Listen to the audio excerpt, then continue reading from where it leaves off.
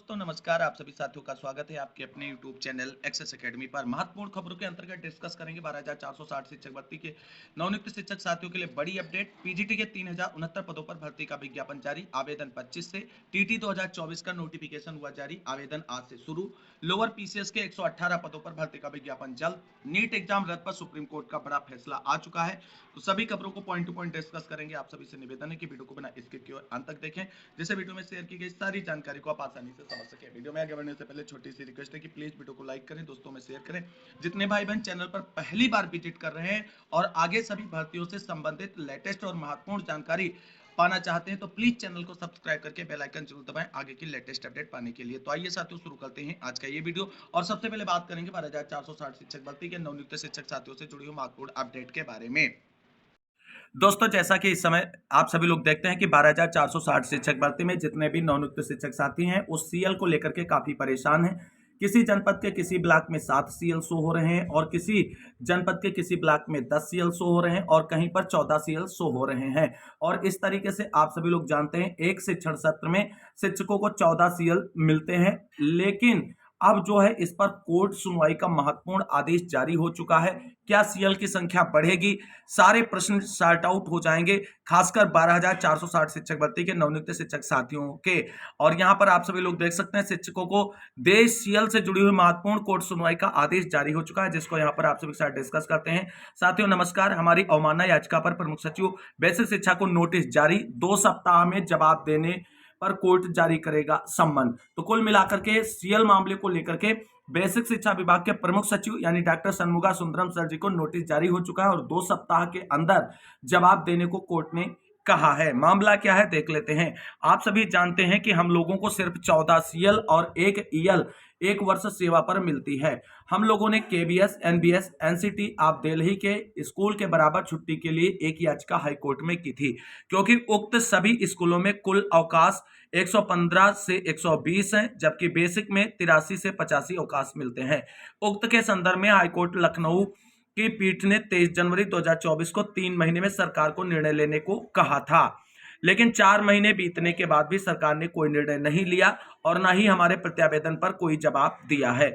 उसके बाद हमारी तरफ से प्रमुख सचिव बेसिक शिक्षा के खिलाफ कंटेम्प्ट फाइल किया गया, जिसकी सुनवाई हाईकोर्ट लखनऊ बेंच में जस्टिस राजीव सिंह जी की कोर्ट में दिनांक 22/7/2024 को हुई, जिसमें बहस के दौरान जस्टिस ने सरकारी एडवोकेट से पूछा कि आपने आदेश का पालन क्यों नहीं किया। सरकारी वकील के द्वारा कोई जवाब न मिलने पर कोर्ट ने नाराजगी जताई। कोर्ट ने प्रमुख सचिव बेसिक शिक्षा को आदेश देते हुए कहा है कि क्यों ना आपको माननीय न्यायालय का आदेश पालन न करने के लिए दंडित किया जाए, और अगर नोटिस के बाद 2 सप्ताह में जवाब नहीं दिया तो कोर्ट सम्मन जारी करके आरोप तय करेगी। आदेश जो जारी किया गया कोर्ट की तरफ से, उसका मुख्य पॉइंट जो यहाँ पर है, विपक्षी पक्ष को 1 सप्ताह के भीतर नोटिस जारी किया जाए ताकि वह कारण बताए कि उसे इस न्यायालय के निर्देशों की जानबूझकर अवज्ञा के लिए दंडित क्यों न किया जाए, जिसे 2 सप्ताह के भीतर वापस किया जा सकता, अन्यथा अवमाननाकर्ताओं को बुलाने के बाद आरोप तय किए जा सकते हैं। कोर्ट ने रजिस्ट्री को डायरेक्ट करते हुए कहा कि ऑर्डर की कॉपी के साथ संबंधित अधिकारी को नोटिस भेजा जाए, और आगे कोर्ट ने इसे बहुत ही गंभीरता से लिया है। कोर्ट ने 2 सप्ताह में जवाब मांगा है और साथ ही कंटेम्प्ट को एज अ फ्रेश 12 अगस्त को लगाया है। कंटेम्प्ट पर हमारे अधिवक्ता अमित मिश्रा जी ने बहस की। अगर सरकार ने कोई जरूरी प्रक्रिया नहीं अपनाई तो आगामी सुनवाई पर कंटेम्प्ट की प्रक्रिया आगे बढ़ेगी और संभव है कि प्रमुख सचिव बेसिक शिक्षा को व्यक्तिगत तौर पर कोर्ट में उपस्थित होना पड़ सकता है। और ये आप सभी लोग ऑर्डर जो है सुनवाई का वो देख सकते हैं। और इस मामले का संबंधित जो कंटेम्प्ट याचिका है, जिस याचिका पर यह आदेश जारी किया गया, उसे देख सकते हैं। कोर्ट नंबर 17 में इस याचिका की सुनवाई हुई। Contempt appeal application civil number 2753 of 2024 है और applicant Upendra Mani Mishra and others हैं, और अपोजिट पार्टीज डॉक्टर एम.के.एस.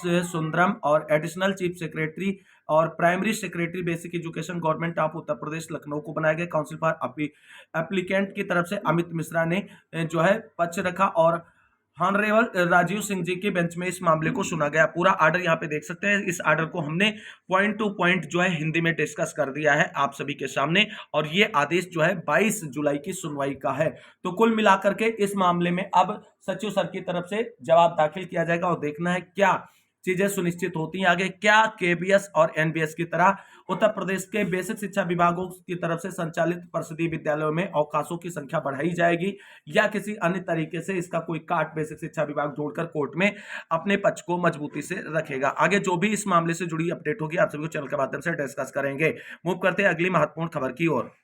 दोस्तों यहां पर अब बात करेंगे टीजीटी के 3000 टीजीटी नहीं पीजीटी के 3069 पदों पर भर्ती विज्ञापन को लेकर के आ रही बड़ी अपडेट के बारे में। तो यहां पर आप सभी लोग देख सकते हैं हरियाणा पब्लिक सर्विस कमीशन की तरफ से ये नोटिफिकेशन जारी किया गया है। एडवर्टीजमेंट नंबर 18/37/2024 का और डेट जो है पब्लिकेशन 23/7/2024 को ये नोटिफिकेशन जारी किया गया है।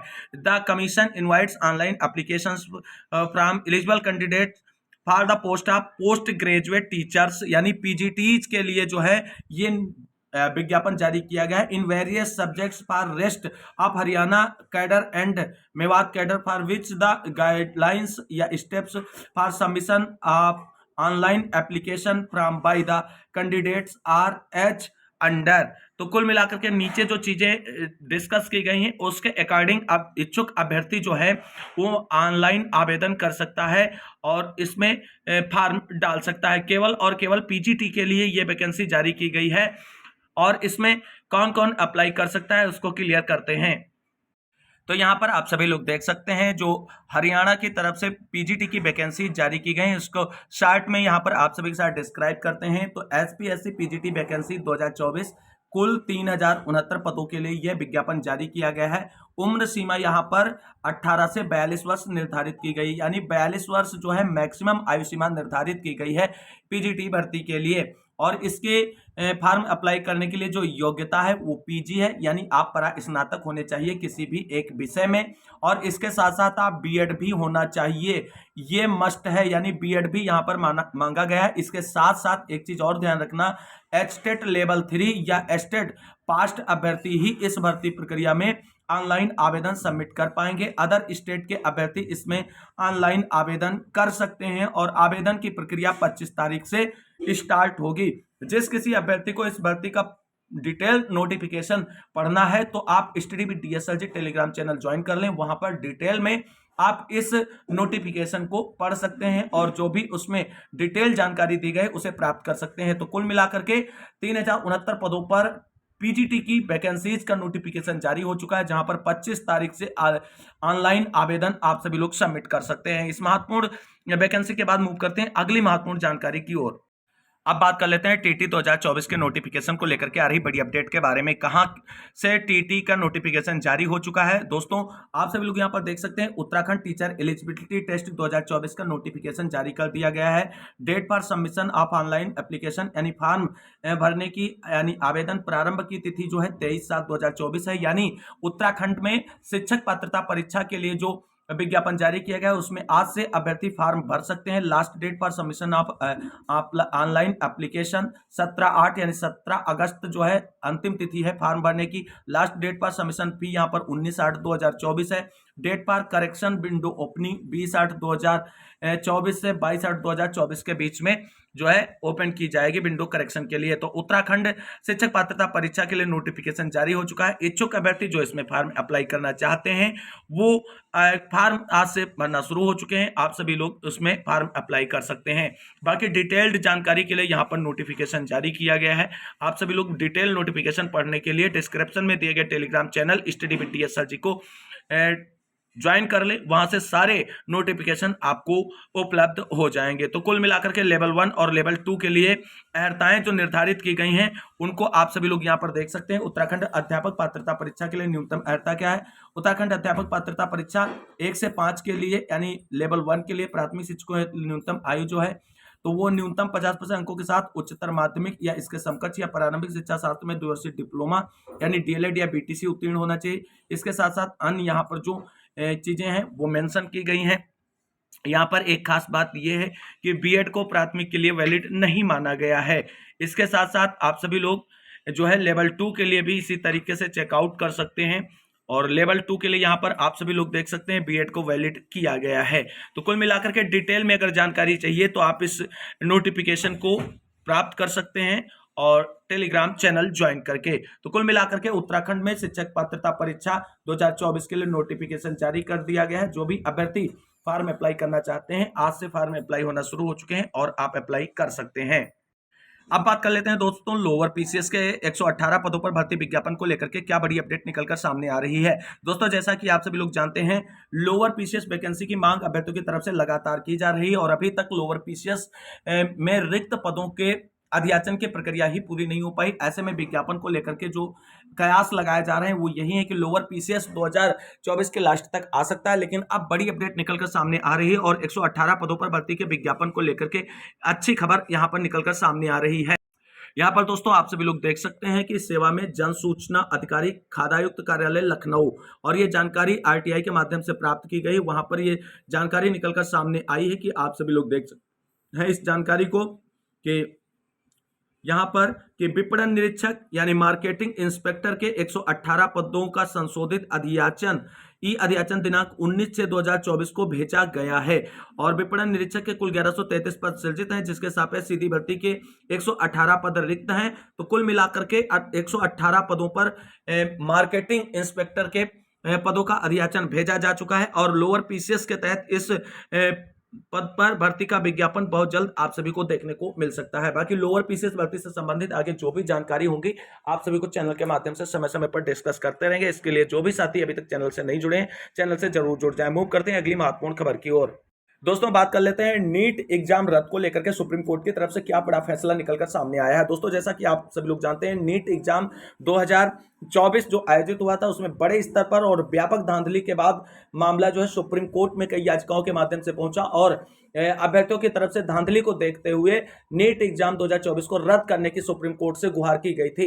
लेकिन सुप्रीम कोर्ट ने फाइनली जो है नीट एग्जाम को लेकर के अपना स्टैंड क्लियर कर दिया और महत्वपूर्ण आदेश जो है वो निकलकर सामने आ रहा है। तो आप सभी लोग देख सकते हैं दिल्ली नीट यूजी परीक्षा 2024 का मामला। नीट यूजी 2024 का पेपर झारखंड और पटना में लीक हुआ था।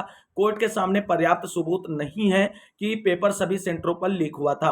नीट दोबारा परीक्षा नहीं होगी, सुप्रीम कोर्ट का ये बड़ा स्टेटमेंट निकलकर सामने आ रहा है। तो कुल मिलाकर के नीट यूजी परीक्षा 2024 रद्द नहीं होगी। सुप्रीम कोर्ट ने इस पर फाइनली मोहर लगा दी है और उसे रद्द करने के लिए पर्याप्त सबूत और साक्ष्य नहीं मिले, इसलिए नीट एग्जाम रद्द नहीं होगा, दोबारा एग्जाम कंडक्ट नहीं कराया जाएगा और जो परीक्षा आयोजित की गई थी उसी के बिहाफ पर काउंसलिंग का आदेश भी आप सभी को बहुत जल्द देखने को मिलेगा। तो कुल मिलाकर के नीट मामले में सुप्रीम कोर्ट का बड़ा आदेश इस वक्त निकलकर सामने आ रहा है, जो हमने आपसे साथ डिस्कस कर दिया है। तो दोस्तों आज के इस वीडियो में बस इतना है। इस महत्वपूर्ण वीडियो को अंत तक देखने के लिए सभी साथियों को तहे दिल से शुक्रिया, बहुत बहुत धन्यवाद। अगर वीडियो अच्छा लगा है तो लाइक करें, दोस्तों में शेयर जरूर करें और जितने भाई बहन चैनल पर पहली बार विजिट करें और देश प्रदेश से जुड़ी हुई संपूर्ण वैकेंसीज से महत्वपूर्ण अपडेट अगर आप समय पर प्राप्त करना चाहते हैं तो प्लीज चैनल को सब्सक्राइब करके बेल आइकन जरूर दबा लें, जिससे हमारे द्वारा दी गई जानकारी की अपडेट आपको मिलती रहे। मिलते हैं अगली वीडियो में, तब तक के लिए सभी साथियों को जय हिंद, जय भारत, वंदे मातरम।